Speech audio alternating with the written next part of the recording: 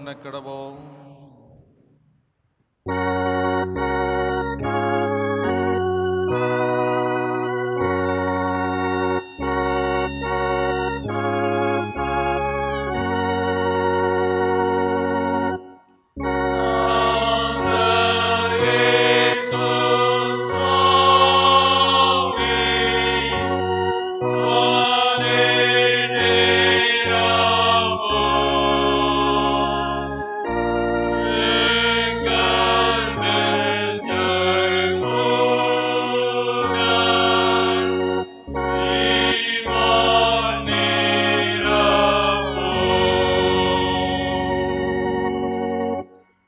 மகா பரிசுத்தமும் இரக்கத்தில் ஐஸ்வர்யமுள்ள எங்கள் அன்பின் பரலோக பிதாவே, இந்த ஆசீர்வாதமான மனமகிழ்ச்சி நாளுக்காக, பரிசுத்த ஓய்வு நாளுக்காக ஸ்தோத்திரம் செலுத்துகின்றோம்.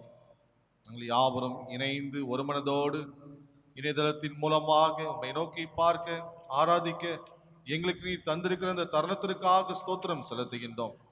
இந்த வேளையிலும் எங்களை பரிசுத்தப்படுத்தும், பரிசுத்தத்தோடு உம்மை ஆராதிக்க தொழுது கொள்ள ஆண்டவர் எங்களுக்கு கிருபை தாரும். இந்த ஆராதனைகளுக்கு ஆசீர்வைத்து தந்தருளும். மீட்பர் இயேசு கிறிஸ்துவின் மூலம் வேண்டிக் கொள்கிறோம் பிதாவே, ஆமென். தேவனுடைய நாம மகிமைக்காகவும் ஆராதனைக்கு ஆரம்பமாகவும் ஆராதனை கீதங்கள் 771, கீதங்கள் 587 பாடுவோம். ஆராதனை கீதங்கள் 771.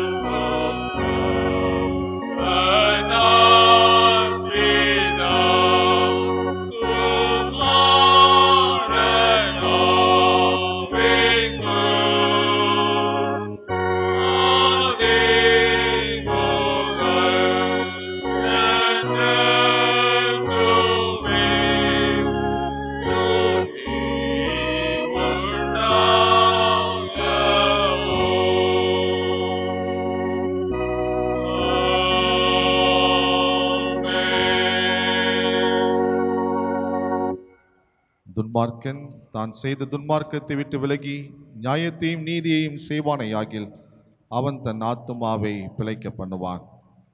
என் மீறல்களை நான் அறிந்திருக்கிறேன், என் பாவம் எப்பொழுதும் எனக்கு முன்பாக நிற்கிறது.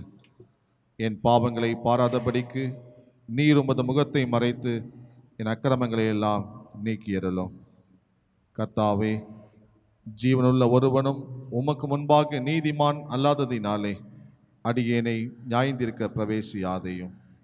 பிரியமான சகோதர சகோதரிகளே, நம்முடைய பரமபிதாவாகிய சர்வவல்லமை தேவனுடைய அளவில்லாத தயவினாலும் இரக்கத்தினாலும் பாவ மன்னிப்பை பெறுவதற்காக நாம் செய்த பலவிதமான பாவங்களையும் அக்கிரமங்களையும் அவர் சன்னதியில் மாயமாய் மறைத்துக் கொள்ளாமல் பணிவும் தாழ்மையும் துக்கமும் கீழ்ப்படிதலும் இதயத்தோடு அறிக்கையிட வேத வசனம் பற்பல வாக்கியங்களில் நம்மை ஏவுகிறது. நாம் எக்காலத்திலும் தேவனுக்கு முன்பாக நம்முடைய பாவங்களை மனத்தாழ்மையாய் அறிக்கையிட வேண்டுவதுமன்றி அவருடைய திருக்கரங்களினாலே நாம் பெற்றுக்கொண்ட மேன்மையான உபகாரங்களுக்காக ஸ்தோத்திரம் செலுத்தவும், மிகவும் சிறந்த அவருடைய புகழை பிரஸ்தாபம் பண்ணவும், அவருடைய மகா பரிசுத்த வசனத்தை கேட்கவும், நம்முடைய சரீரத்துக்கும் ஆத்துமாவுக்கும் தேவையானவைகளுக்காக வேண்டிக் கொள்ளவும் நாம் கூடி வந்திருக்கிற தருணத்தில் பாவங்களை அறிக்கையிடுவது நமது விசேஷத்த கடமையாயிருக்கிறது. ஆகையால் இங்கே இருக்கிற நீங்கள் யாவரும் சுத்த இதயத்தோடும் தாழ்ந்த சத்தத்தோடும் பரம கிருபாசன தண்டையில் என்னுடனே கூட சேர்ந்து நான் சொல்லுகிற பிரகாரம் சொல்ல உங்களை வேண்டிக் கொள்கிறேன். ஜபம் பண்ண கடவோம். சர்வ வல்லமையும் மிகுந்த இரக்கமும் உள்ள பிதாவே,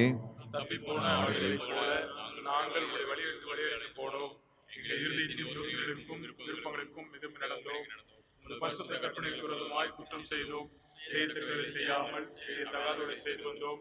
எங்களுக்கு இல்லை, ஆனாலும் ஆண்டவரே, தேவரே கர்த்தராகிய இயேசு கிறிஸ்து மூலமாய் மனிதர்கள் செய்த வாக்குப்படியே எங்களுக்கு இறங்கும்.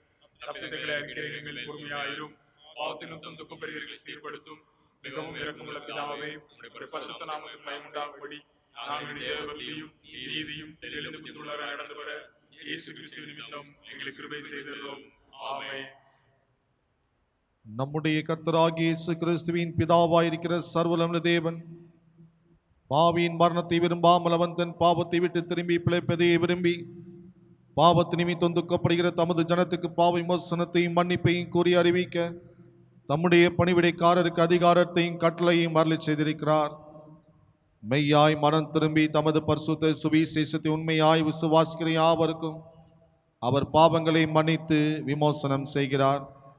ஆகையால் கடைசியிலே அவர் நித்திய ஆனந்தத்தில் சேரத்தக்கதாய் இத்தருணத்தில் நாம் செய்கிறது அவருக்கு பிரியமாயிருக்கவும், இனி உயிரோடு இருக்கும் நாளெல்லாம் ஆசை இல்லாமல் பரிசுத்தமுள்ளவர்களாய் நடக்கவும் அவர் நமக்கு மெய்யான மனம் திரும்புதலையும் தம்முடைய பரிசுத்த ஆவியையும் அருளிச் செய்ய வேண்டும் என்று நம்முடைய கர்த்தராகிய இயேசு கிறிஸ்துவின் மூலமாய் அவரை வேண்டிக் கொள்ள கடவோம்.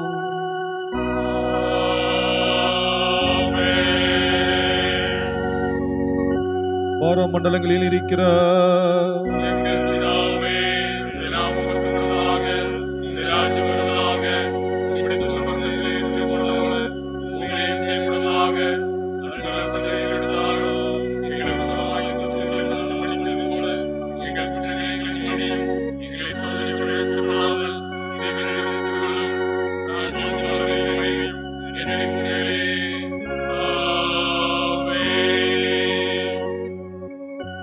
ஆண்டவரே, எங்கள் உதடுகளை திறந்தருளோ.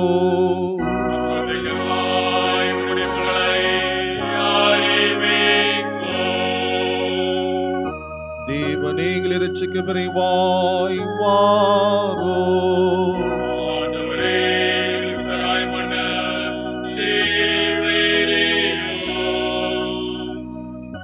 பிதாவுக்கும் குமாரனுக்கும் பரிசுத்த ஆவிக்கும் மகிமை உண்டாவதாக.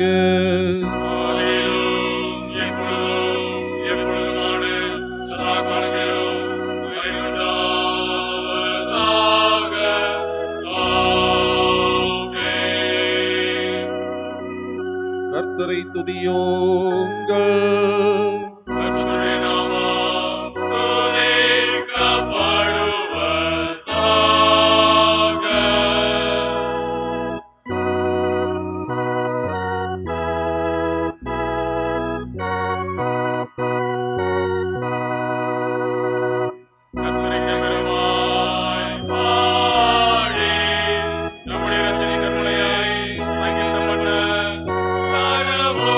Oh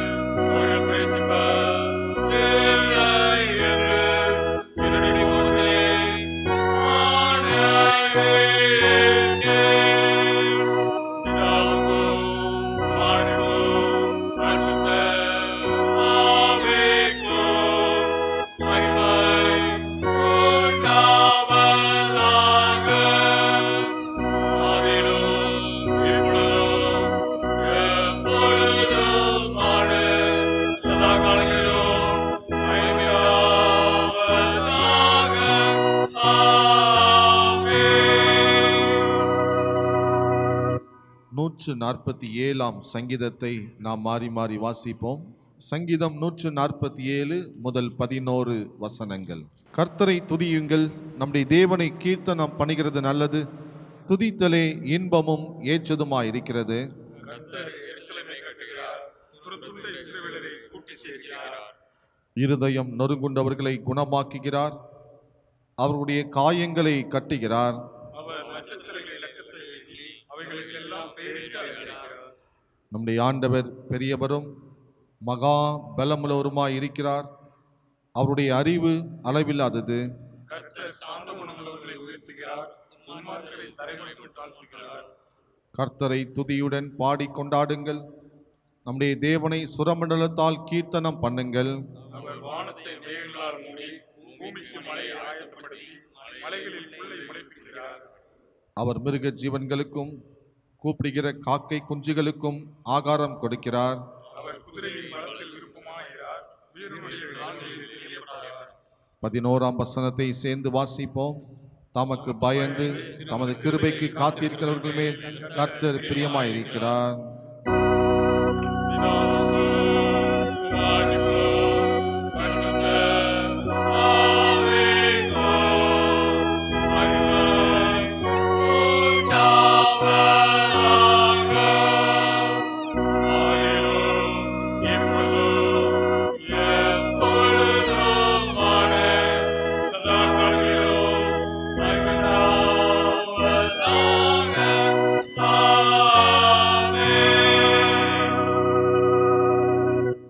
வேத பாடம் வாசிக்க கேட்போம்.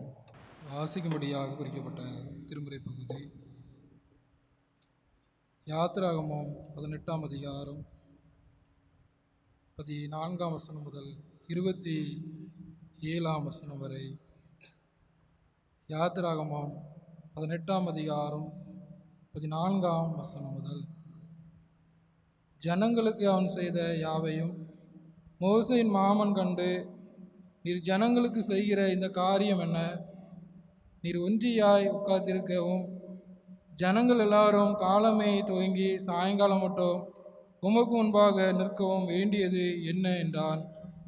அப்பொழுது மோசே தன் மாமனை நோக்கி, தேவனிடத்தில் விசாரிக்கும்படி ஜனங்கள் என்னிடத்தில் வருகிறார்கள், அவர்களுக்கு யாதொரு காரியம் உண்டானால் என்னிடத்தில் வருகிறார்கள், நான் அவர்களுக்குள்ளே வழக்கை தீர்த்து தேவ கட்டளைகளையும் அவருடைய பிரமாணங்களையும் தெரிவிக்கிறேன் என்றான். அதற்கு மோசேயின் மாமன், நீர் செய்கிற காரியம் நல்லதல்ல, நீரும் உம்மோடு இருக்கிற ஜனங்களும் தொய்ந்து போவீர்கள், இது உமக்கு மிகவும் பாரமான காரியம், நீர் ஒருவராய் அதை செய்ய உம்மாலே கூடாது. இப்பொழுது என் சொல்லை கேளும், உமக்கு ஒரு ஆலோசனை சொல்லுகிறேன், தேவனும் உம்மோடு கூட இருப்பார். நீர் தேவ சந்நிதியிலே ஜனங்களுக்காக இரும், விசேஷவைகளை தேவனிடத்தில் கொண்டு போய் கட்டளைகளையும் பிரமாணங்களையும் அவர்களுக்கு வெளிப்படுத்தி அவள் நடக்க வேண்டிய வழியையும் அவர்கள் செய்ய வேண்டிய காரியத்தையும் அவர்களுக்கு தெரியப்படுத்தும். ஜனங்கள் எல்லாருக்குள்ளும் தேவனுக்கு பயந்தவர்களும் உண்மை உள்ளவர்களும் பொருளாசையை வெறுக்கிறவர்களுமான திறமை உள்ள மனிதரை தெரிந்து கொண்டு அவர்களை 1000 பேருக்கு அதிபதிகளாகவும் 100 பேருக்கு அதிபதிகளாகவும் 50 பேருக்கு அதிபதிகளாகவும் 10 பேருக்கு அதிபதிகளாகவும் ஏற்படுத்தும். அவர்கள் எப்பொழுதும் ஜனங்களை நியாயம் விசாரித்து பெரிய காரியங்கள் யாவையும் உம்மிடத்தில் கொண்டு வரட்டும், சிறிய காரியங்கள் யாவையும் தாங்களே தீர்க்கட்டும். இப்படி அவர்கள் உம்மோடு கூட இந்த பாரத்தை சுமந்தால் உமக்கு லகுவாயிருக்கும். இந்த பிரகாரம் நீர் செய்வதும் இப்படி தேவன் உமக்கு கட்டளையிடுவதும் உண்டானால் உம்மாலே தாங்கக்கூடும். இந்த ஜனங்கள் எல்லாரும் தாங்கள் போகும் இடத்துக்கு சுகமாய் போய் சேரலாம் என்றான். மோசே தன் மாமன் சொல் கேட்டு அவன் சொன்னபடியெல்லாம் செய்தான். மோசே இஸ்ரவேலர் எல்லாரிலும் திறமையுள்ள மனிதரை தெரிந்து கொண்டு அவர்களை 1000 பேருக்கு அதிபதிகளாகவும் 100 பேருக்கு அதிபதிகளாகவும் 50 பேருக்கு அதிபதிகளாகவும் 10 பேருக்கு அதிபதிகளாகவும் ஜனங்கள் மேல் தலைவராக்கினார். அவர்கள் எப்பொழுதும் ஜனங்களை நியாயம் விசாரித்தார்கள். வருத்தமான காரியங்களை மாத்திரம் மோசேயினிடத்தில் கொண்டு வந்தார்கள். சிறிய காரியங்களை எல்லாம் தாங்களே தீர்த்தார்கள். பின்பு மோசே தன் மாமனை அனுப்பிவிட்டான். அவன் திரும்ப தன் தேசத்துக்கு போய்விட்டான் என்பது வாசிக்கும்படியாக குறிக்கப்பட்ட திருமறை பகுதி வாஸ்தாயிற்று.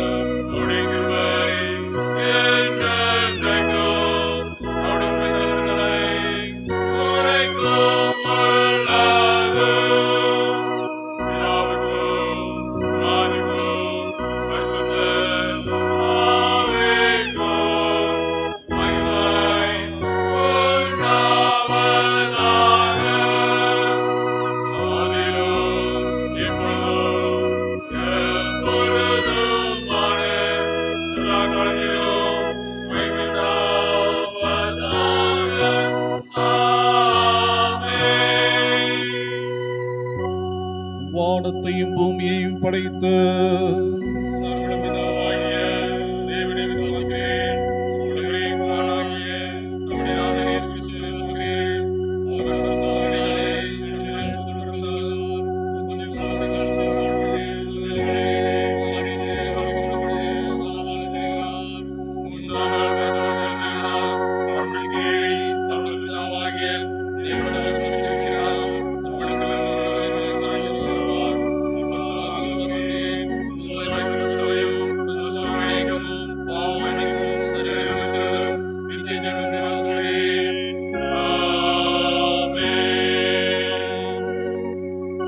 கர்த்தர் உங்களோடு இருப்பாராக.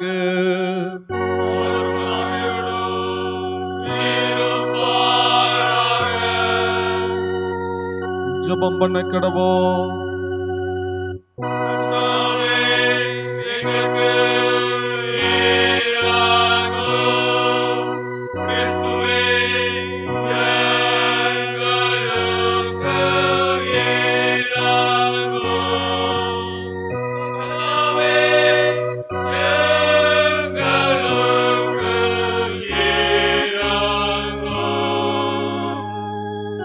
பரமண்டலங்களில் இருக்கிற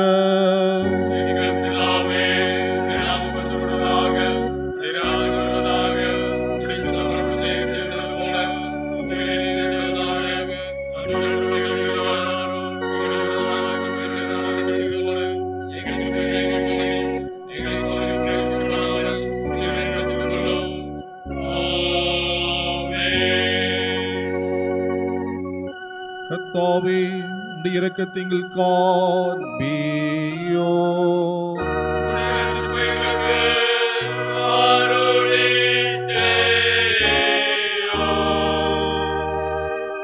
உம்முடைய பணிவிடைக்காரருக்கு நீதியை தரிப்பியோ.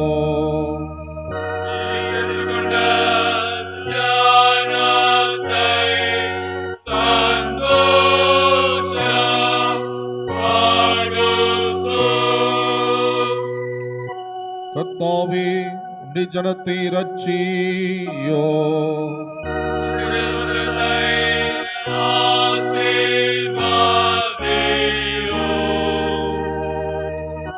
கர்த்தாவே, எங்கள் காலத்தில் சமாதானத்தை கட்டளையிடோ.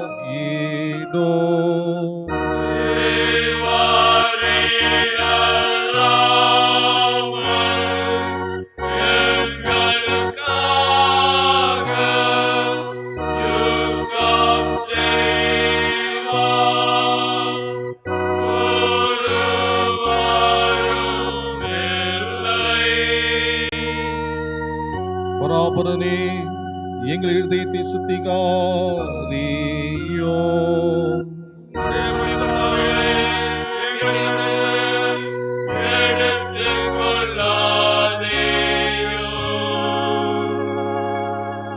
ஜெபம் பண்ண கடவோம். திருத்துவ திருநாளுக்கு பின்வரும் 4ஆம் ஞாயிற்கான சுருக்க ஜெபம். வாழ்வளிக்கும் வல்ல பிதாவே, எங்களுக்கு தந்திருக்கிற தாளந்துகளுக்காக திறமைகளுக்காகவே துதிக்கிறோம்.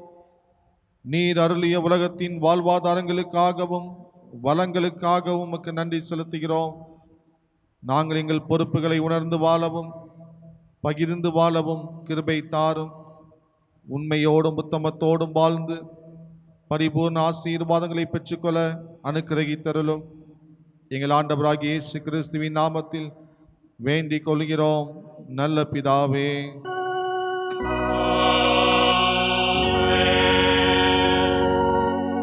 சமாதானத்துக்கு காரணரும் ஏக சிந்தையை விரும்புகிறவருமாகிய தேவனே, உம்மை அறிவதை நித்திய ஜென்ம சேவிப்பதை மெய் சியாதீனம் தேவரீரை தஞ்சமாக கொண்டிருக்கும் அடியாராகிய நாங்கள் எந்த போதிலுடைய வல்லமைக்கும் பயப்படாதிருக்கும்படியாக எங்கள் சத்துருக்கள் செய்கிற எல்லா பிரயத்தனங்களில் நின்று எங்கள் கர்த்தராகிய இயேசு கிறிஸ்துவின் வல்லமையினால் எங்களை காப்பாற்றியருளோ.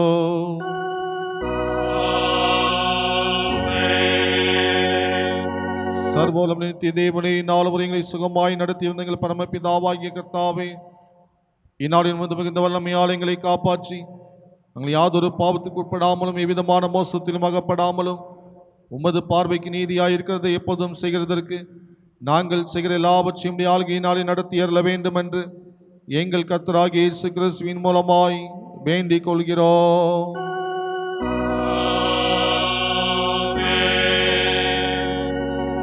கிறிஸ்துவுக்குள் அன்பானவர்களே, உங்கள் யாவரை ஆண்டவராகிய இயேசு கிறிஸ்துவின் நாமத்திலே அன்போடு கூட வாழ்த்துகின்றேன்.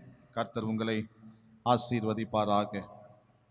இந்த வாரத்திலே நம்முடைய திருச்சபையிலே பிறந்த நாள் மற்றும் திருமண நாளை ஆசரிக்க பெயர்களை வாசிக்கிறேன். பிறந்த நாளை ஆசரிப்போர்: ஜூலை 5ஆம் தேதி திரு இ. சுந்தர்ராஜ், 6ஆம் தேதி திரு எம். அலெக்ஸ் சேவியர், 7ஆம் தேதி திரு ஜே.எஸ். ஸ்டான்லி, 8ஆம் தேதி திருமதி எஸ். கிருபாவல்லி, திருமதி பி. ஒலிவியா ஏஞ்சல், செல்வன் கே. நிவேக், 9ஆம் தேதி திருமதி ஐ. திவ்ய பிரசன்னம் அனீஸ், 10ஆம் தேதி திருமதி என். லதா ஜெனிட்டா. திருமண நாளை ஆசரிப்போர்: ஜூலை 7ஆம் தேதி திரு ஜே. அகஸ்டின் பவுன்ராஜ், திருமதி பிலிப் ஜெயராணி தம்பதியினர், 10ஆம் தேதி திரு எம். அழகுராஜா, திருமதி ஜெயா கிறிஸ்டி தம்பதியினர். பிறந்தநாள் மற்றும் திருமண நாளை ஆசரிக்கிற திருச்சபையின் பிள்ளைகளை அன்போடு வாழ்த்துகின்றோம். இவர்களுக்கான வாக்குத்தத்த வசனம் சங்கீதங்களின் புஸ்தகம் 3ஆம் சங்கீதம் 3ஆம் வசனம். கர்த்தாவே, நீர் என் கேடகமும் என் மகிமையும் என் தலையை உயர்த்துகிறவருமாய் இருக்கிறீர். கர்த்தாவே, நீர் என் கேடகமும் என் மகிமையும் என் தலையை உயர்த்துகிறவருமாய் இருக்கிறீர். இவர்களை வாழ்த்தி பாடுவோம்.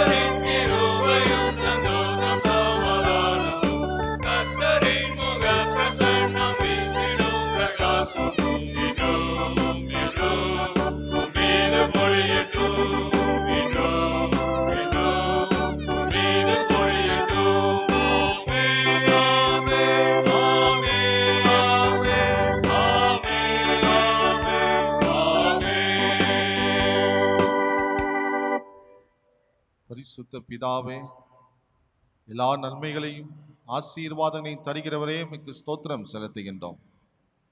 இந்த வாரத்திலே பிறந்த நாள் மற்றும் திருமண நாளை ஆசரிக்கிற என்னுடைய திருச்சபையின் பிள்ளைகளை உம்முடைய கரத்திலே அர்ப்பணித்து ஜெபிக்கிறோம்.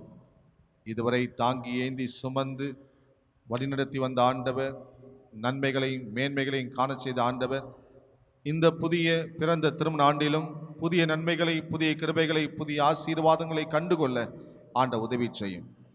வருஷத்தை நன்மையால் முடிசூட்டுகிற தேவனே, நன்மையினாலும் கிருபையினாலும் முடிசூட்டி கொடும்.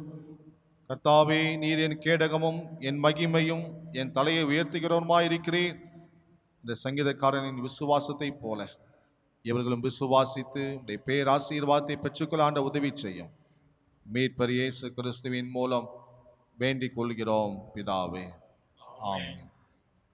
மீண்டும் தேவனுடைய நாம மகிமைக்காகவும் தேவனுடைய வார்த்தையை கேட்பதற்கு ஆயத்தமாகவும் ஆராதனை கீதங்கள் 724, கீதங்கள் 514 பாடுவோம்.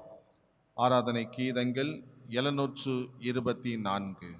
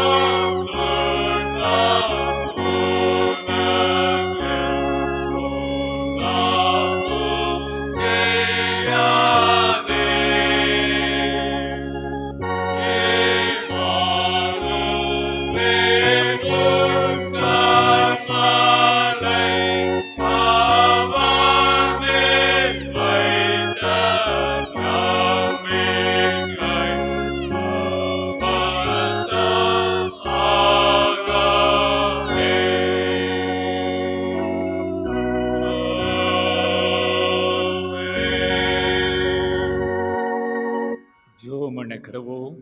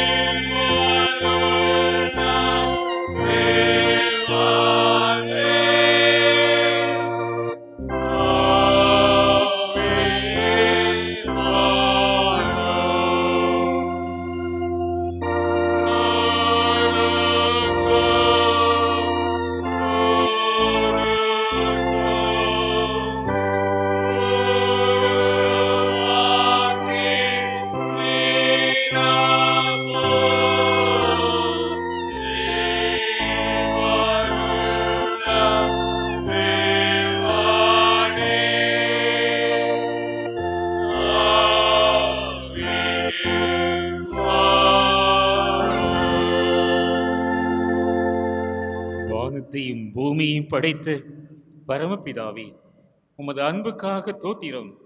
உலகையெல்லாம் படைத்து ஆழக்கடவீர்கள் என்று கட்டளையிட்டீரே. உம்முடைய அன்பின் பொறுப்புகளை ஏற்றுக்கொண்டு மனுக்குலத்தில் எங்களையும் உறுப்பினர்கள் ஆக்கினீரே. தோத்திரம் ராஜா. உம்முடைய அருள்வாக்கை எங்களோடு பேசும். உமது குரல் கேட்டு செவி கொடுக்க பலன் தாரும். இரட்சகர் இயேசு கிறிஸ்துவின் நாமத்தில் கேட்கிறோம் பிதாவே, ஆமென். உட்காருங்கள். கர்த்தருடைய பிள்ளைகளாகிய உங்கள் அனைவருக்கும் ஆண்டவராகிய இயேசு கிறிஸ்துவின் இனிய நாமத்தில் வாழ்த்துக்களை கோருகிறேன்.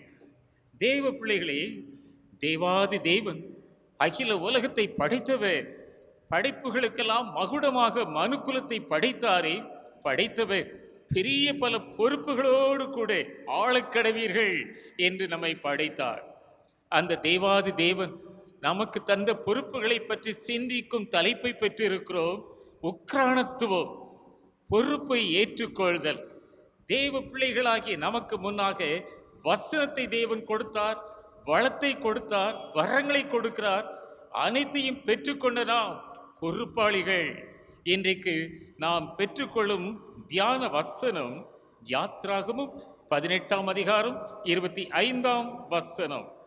மோசே இஸ்ரவேலர் எல்லாரிலும் திறமையுள்ள மனிதரை தெரிந்து கொண்டு அவர்களை 1000 பேருக்கு அதிபதிகளாகவும் 100 பேருக்கு அதிபதிகளாகவும் 50 பேருக்கு அதிபதிகளாகவும் 10 பேருக்கு அதிபதிகளாகவும் அவர் ஜனங்கள் மேல் அதிகாரி ஆக்கினார் என்று வேதம் கூறுகிறது.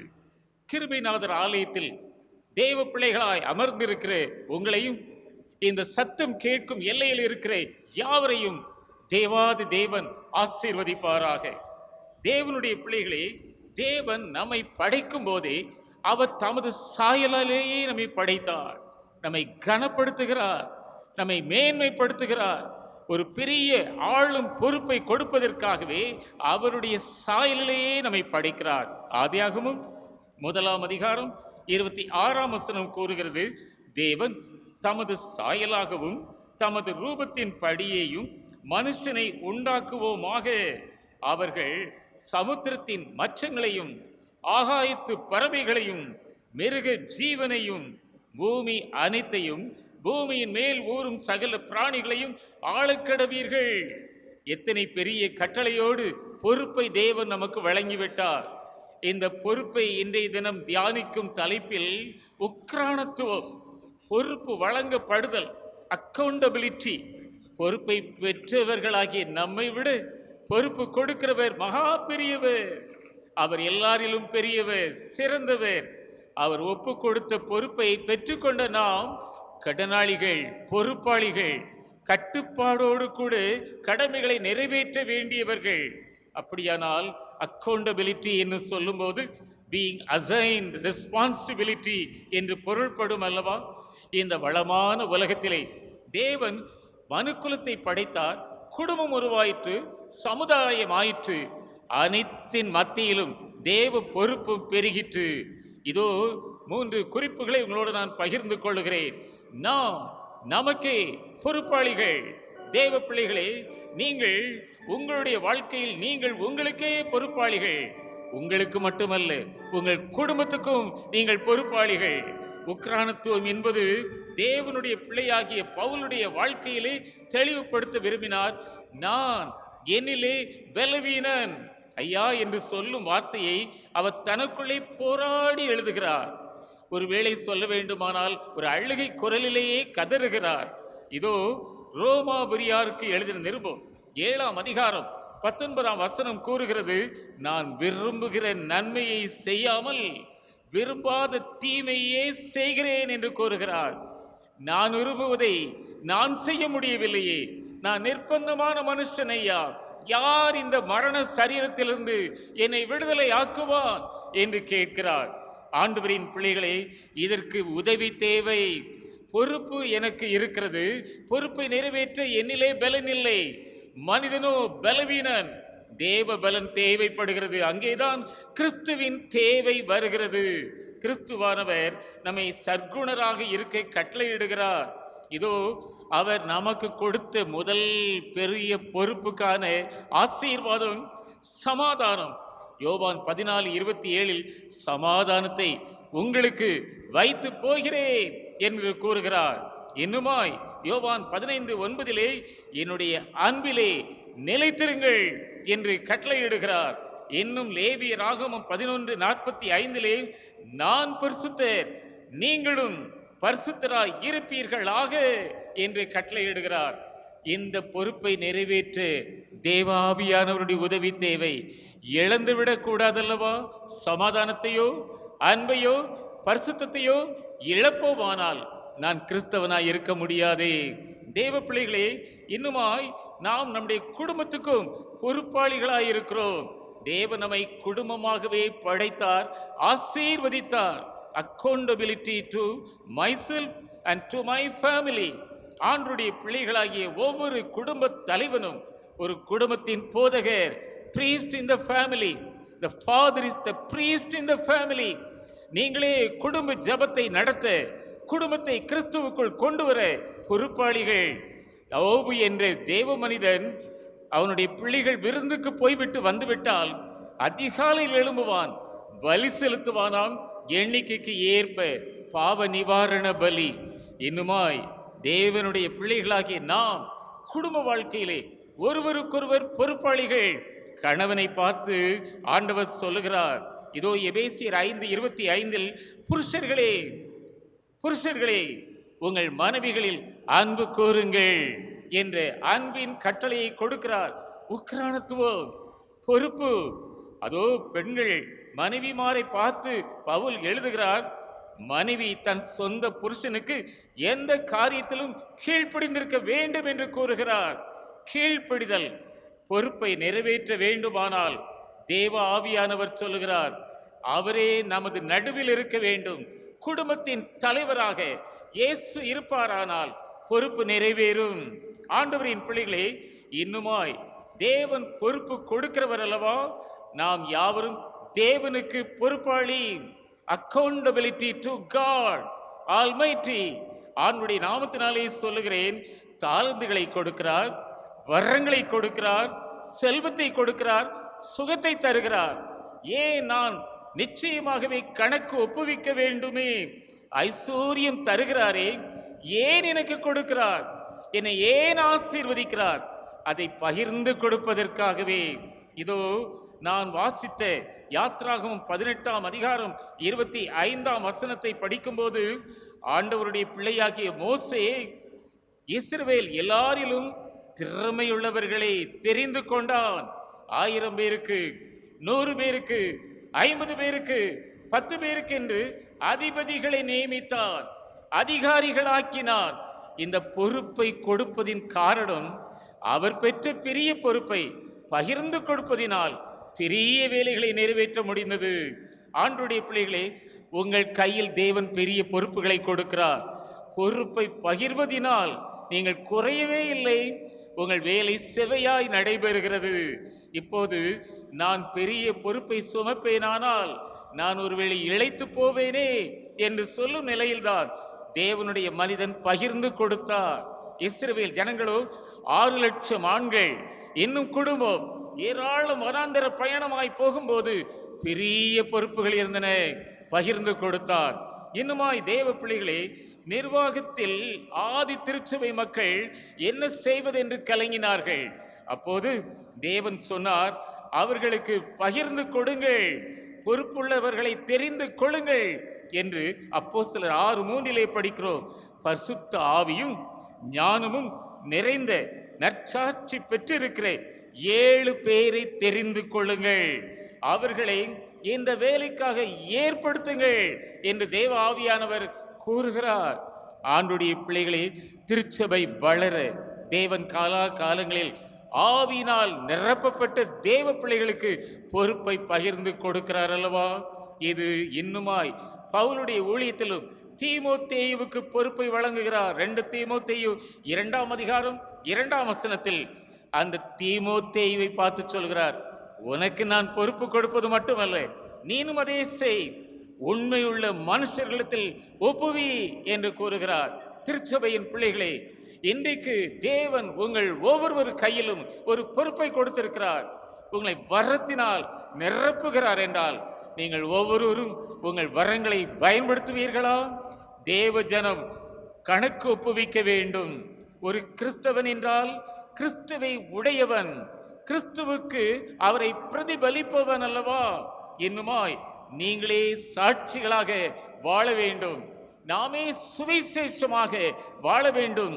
அதுவே தேவனுக்கு முன்பாக உத்தம உக்கிரானத்துவத்தை நிறைவேற்றுகின்ற பொறுப்பை நிறைவேற்றினவன்.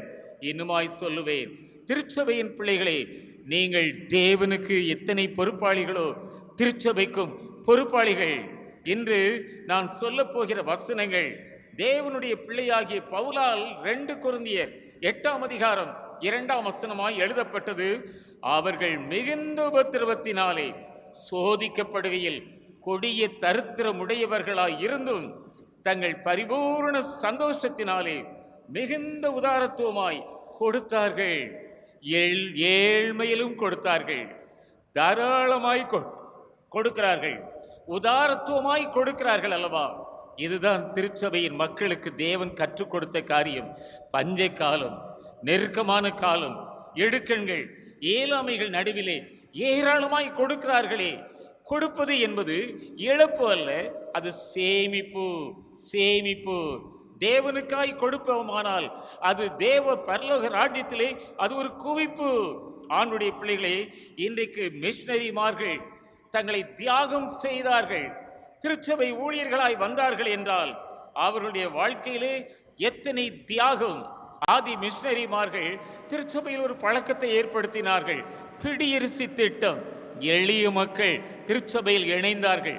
அனுதினமும் ஒரு கால்படி அல்லது அரைக்கால் படி அரிசியை பிடியரிசி என்று சொல்வார்கள், சேர்த்து வையுங்கள், ஆலயத்திலே கொண்டு வந்து படையுங்கள் என்றார். ஏராளம் ஜனங்கள் தாராளமாய் வழங்கினார்கள். திருச்சபை ஊழியங்கள் வளர்ந்தன. ஆண்டுடைய பிள்ளைகளாகிய பழைய ஏற்பாட்டு கால மக்களை பற்றி 1 நாளாகவும் 29ஆம் அதிகாரம் 9ஆம் வசனம் இப்படி கூறுகிறது. இப்படி மனப்பூர்வமாய் கொடுத்ததற்காக ஜனங்கள் சந்தோஷப்பட்டார்கள். அது மட்டுமல்ல, தாவீது அரசன் மிகவும் சந்தோஷப்பட்டானாம். உற்சாகமாய் கொடுத்தார்கள், ஏராளமாய் கொண்டு வந்தார்கள். ஆலயங்கள் கட்டுவதற்காக மக்கள் இன்றும் தாராளமாய் கொடுக்கிறோமே. ராயனுடையதை ராயனுக்கும், தேவனுடையதை தேவனுக்கும் நாம் செலுத்த வேண்டும் என்று இயேசுவே போதித்தார். லாக்டவுன் காலம்தான், ஆனால் ஆலயமே வர முடியவில்லையே, நாங்கள் காணிக்கை படிக்க முடியவில்லையே என்று வருத்தப்படுவோர் சிலர் இருக்கலாம். ஆனால் சேமித்து வைக்கலாமே. ஆண்டவருடைய காணிக்கையை ஆண்டுடைய ஆலயத்துக்கு அனுப்பி வைக்கலாமே. தேவ பிள்ளைகளே, அது தேவனுடையது, தேவனுக்கே.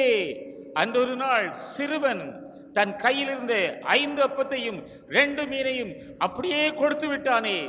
அவன் இழந்து போகவில்லை, அனைவரும் சாப்பிட்டு திருப்தி அடைந்தார்கள். மீதியான துணிக்கைகளையும் எடுத்தார்களே. தேவன் இருப்பதை கொடுத்தால் ஆசீர்வதிக்கிறவர். இன்றைக்கு தடையே இல்லை தேவனுக்காக செயல்பட. மற்றும் ஒரு கருத்தை சொல்லி நான் முடிக்கிறேன். இன்றைக்கு திருச்சபை மக்களுக்கு தேவன் கொடுத்த பெரிய பொறுப்பு, தேசத்தின் மேல் நான் பொறுப்பாளி. என் தேசத்தை பற்றி நானே பொறுப்பாளியாக வேண்டும் அல்லவா? தேசம் என்று சொன்னால் ஏன் உலகம் முழுவதுக்குமே நான் பொறுப்பாளி என்று கூறலாம். அன்றொரு நாள் ஜான் வெஸ்லியை பார்த்து ஒருவர் வினாவினாராம், உமது பணித்தளம் எங்கேயா இருக்கிறது என்று கேட்டார். The world is my parish என்று கூறினார். உலகமே எனது திருச்சபை. உங்கள் தேவைகள், உலகத்தின் தேவைகள் பெருத்த நாட்கள் அல்லவா?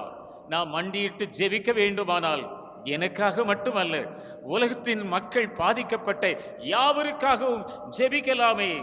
ஆண்டவருடைய பிள்ளையாகிய நமக்கு மத்தேயு 28:19 இயேசுவே கூறுகிறார், நீங்கள் புறப்பட்டு போய் சகல ஜாதிகளையும் சீஷராக்குங்கள்.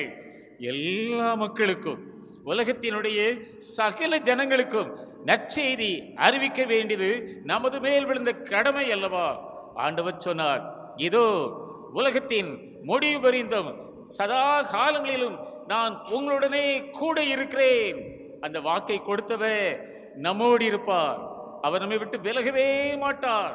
தேவ பிள்ளைகளே, அவருடைய சத்திய வசனத்தை அறிவிக்க துணையாகவே வருகிறார். இன்னும் சொல்லுவேன், நான் பயனாளி மட்டுமல்ல, நான் பொறுப்பாளி. ஒரு பெரிய நீர்த்தேக்கம் இருக்கிறது, தண்ணீரை சேர்த்து வைக்கிறார்கள். அந்த தண்ணீரை தானாகவே வைத்துக் கொண்டிருந்தால் பயனே இல்லையே. ஆனால் நீரை திறந்து விட்டால் எத்தனை லட்சம் மக்கள் பயனடைகிறார்கள். நமது வாழ்வில் பெற்றுக்கொண்டவர்களே, நாம் பொறுப்பாளிகள்.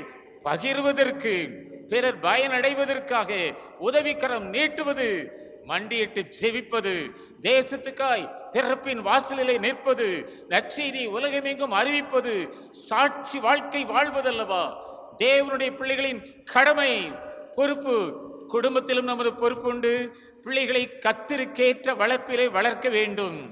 தேவ பிள்ளைகளே, நம்முடைய குடும்பம் ஒரு சாட்சி வாழ்க்கை வாழ வேண்டும். நமது இல்லம் ஒரு ஜெப தளமாய் இருக்க வேண்டும். பொறுப்பாளர்களே, நாம் இந்த வேளையில் வண்டியிட்டு ஜெபிக்க போகிறோம். உக்ரான பொறுப்பை உண்மையாய் செய்ய இயேசு நம்மை அவரது கரத்திலே ஒரு கருவியாக பயன்படுத்துவார். ஐயா, நான் ஒரு சிறிய ஒளிதான், என்னால் பெரிய காரியம் செய்ய முடியாதே என்று நினைப்போமா? அல்லவே அல்ல. பெரிய காரிருளிலே சிறிய தீபம் பெரிய வித்தியாசத்தை உண்டாக்குமே.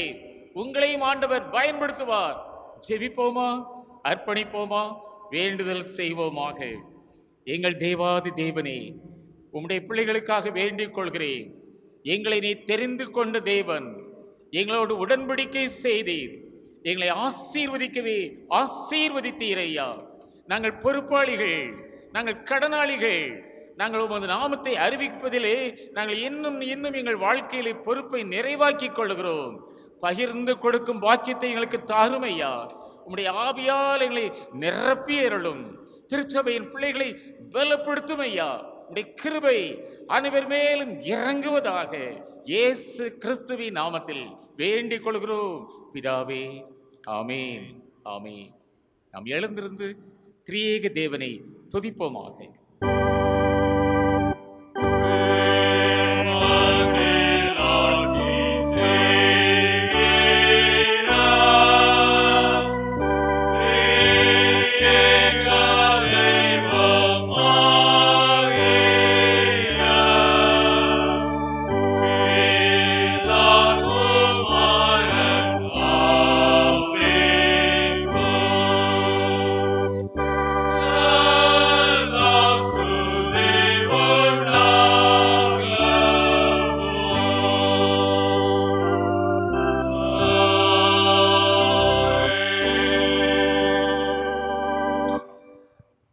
காணிக்கை பாடலாக ஆராதனை கீதங்கள் 193, கீதங்கள் 497 பாடுவோம்.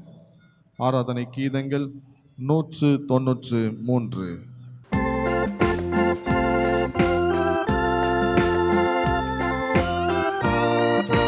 you.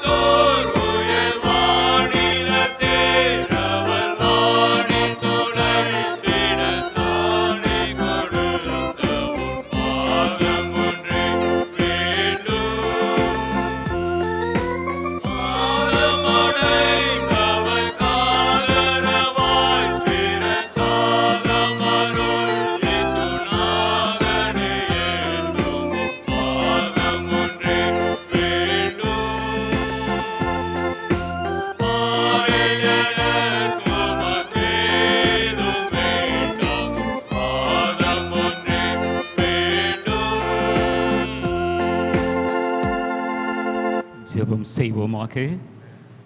எங்கள் பரமபிதாவே, இந்த பரிசுத்த நாளுக்காக நன்றியோடு உம்மை துதிக்கிறோம் ஐயா.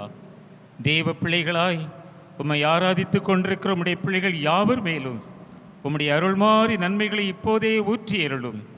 இந்த நாளில் கூடி வந்திருக்கிற திருச்சபையின் பிள்ளைகளும் ஆங்காங்கு தேவனே தூரத்தில் உம்முடைய சத்தம் கேட்கும் யாவரும் உம்முடைய அருள்மாறி நன்மைகளை பெற்றுக்கொள்கையிலே உமக்கு நன்றி சொல்லத்தக்கதாக ஒருமனப்படுகிறோம் ஐயா. தேசத்தை ஆசீர்வதியும் தகப்பனே, எங்கள் நாட்களில் தேசம் தேவையுள்ள மக்களால் நிரம்பி வழிகிறதை பார்க்கிறோம். எங்கும் மனதிலே ஆறுதல் இல்லாமலும் தேவனே பலவிதமான தொற்றுகளுக்கு பயந்து நடுங்கி தங்கள் வாழ்க்கையிலே சோர்ந்து போனவர்களையும் ஏராளமாய் பார்க்கிறோமே. தேவாதி தேவனே, இரக்கமாய் இறங்கி வாரும். மனதுருக்கம் நிறைந்தவரே, எங்கள் தேசத்துக்கு உதவி செய்ய வாரும் ஐயா. எங்கள் நாட்களில் உம்முடைய பிள்ளைகளுடைய பிரயாசங்களையும் ஆசீர்வதிப்பீராக. எந்த தொழிலை செய்தாலும் அதை நீர்தான் வர்த்திக்க பண்ண வேண்டும். காரியங்களை கைகூடி வரச் செய்கிறவரே, எங்கள் தேசத்தின் மக்கள் எந்த தொழிலை செய்தாலும் அதை ஆசீர்வதிப்பீராக. சிறியோர் முதல் வயோதிபர்கள் வரையிலும் உம்முடைய திருக்கரம் அவர்களை பலப்படுத்துவதாக. முதுமையானவர்களை விசேஷமாய் திடப்படுத்துவீராக. தேவரே, படிக்கிற வயதுள்ள பிள்ளைகளுடைய படிப்பிலே தேவ ஞானம் இருப்பதாக. இந்த நாட்களில் எவ்விதமான கல்வி புகட்டப்படுகிறதோ அதை புரிந்து கொள்ளும் பாக்கியத்தை அவர்களுக்கு தாரும். எந்த தேவைகள் இருந்தாலும் அவர்களுக்கு நீர் அருள்வீராக. ஞானத்திலே குறைவுள்ளவனுக்கு ஞானத்தை கொடுக்கிறவரே, எங்கள் பிள்ளைகளுக்கு சகல ஞானத்தையும் தருவீராக. தொழில் செய்கிற மக்களுக்காக ஜெபிக்கிறோம் ஐயா. சிறிய தொழிலானாலும் பெரிய தொழிலானாலும் கடைகளானாலும் எந்த வியாபாரமானாலும் அதை தேவனாகி கர்த்தருடைய கரம் தொட்டு ஆசீர்வதிப்பதாக. தேவனே, இந்த நாட்களில் எங்களுக்கு மழை தேவை. நல்ல மழை காலத்தை எங்களுக்கு தாரும். தேவையான மழையை தாரும். தேவனே, தயவாக இந்த நாட்களில் உம்முடைய அற்புதம் செய்கிற கரங்கள் தேவையுள்ள ஜனம் அனைவருக்கும் முன்பாகவும் அற்புத மூர்த்தியாகி நீர் இறங்கி வருகிறவர்கள் காணும் கண்களை தாரும். நீர் பேசும்போது உமது குரல் கேட்கட்டும் ஐயா. உம்முடைய சத்தத்துக்கு அவர்கள் கீழ்ப்படிவார்களாக. உலகமெங்கும் உள்ள ஜனங்கள் உம்முடைய வசனத்தை கேள்விப்பட நற்செய்தியாளர்களுக்காக ஜெபிக்கிறோம். தேவரே, உமது அன்பை இப்படியாயிலும் சொல்லட்டும். தேச மக்கள் அனைவருடைய வாழ்வுக்கும் தேவையான நற்செய்தியை நீ தெளிவாக சொல்வீராக. ஆறுதலின் வார்த்தைகளை இந்த நாட்களில் அதிகமாய் கேட்க பண்ணும். சம்பூர்ண ஆசீர்வாதங்களை மழையாக பொழிந்தருளும். தேவனாகிய கர்த்தருடைய இரட்டிப்பான பலன் யாவர் மேலும் இறங்கட்டும் ஐயா. உம்முடைய கிருபையினாலும் சமாதானத்தினாலும் யாவரையும் நிரப்புவீராக. இயேசு கிறிஸ்துவின் நாமத்தில் வேண்டிக் கொள்கிறோம் பிதாவே.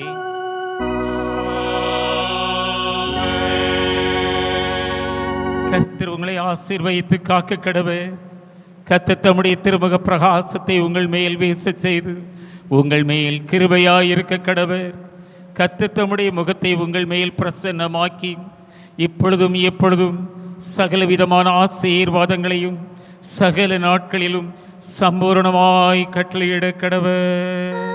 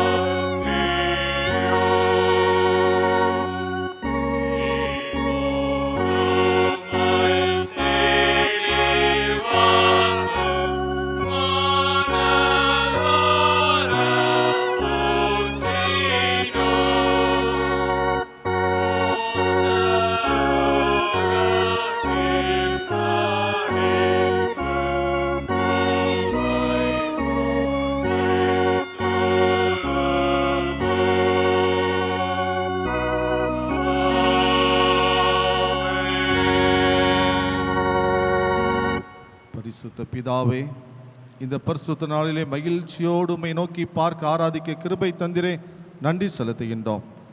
ஆராதனை எங்கள் மத்தியிலே பிரசன்னராயிருந்து எங்களை ஆசீர்வதித்த ஆண்டவர் தொடர்ந்து உடைய பிரசன்னத்தினால் எப்பொழுதும் எங்களை நிறைத்து எங்களை கரம் பிடித்து வழிநடத்தி எங்களை ஆசீர்வதியும். மீட்பர் இயேசு கிறிஸ்துவின் மூலம் வேண்டிக் கொள்கிறோம் பிதாவே, ஆமென். கர்த்தர் உங்களோடு இருப்பாராக. கர்த்தருடைய ஆலயத்திலிருந்து உங்களை ஆசீர்வதிக்கிறோம். ஆமென்.